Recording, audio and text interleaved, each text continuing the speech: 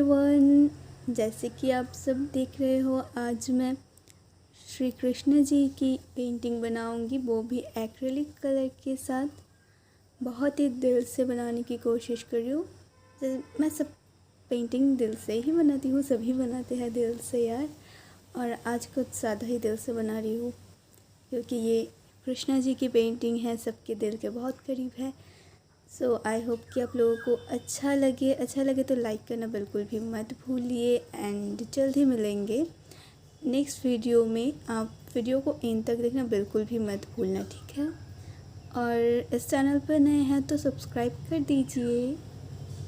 और आप कौन से आर्ट या कैसे वीडियोस देखना चाहेंगे आप मुझे कमेंट में बता दो।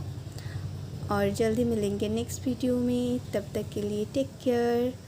और हाँ, एक बार दिल से बोलिए राधे राधे।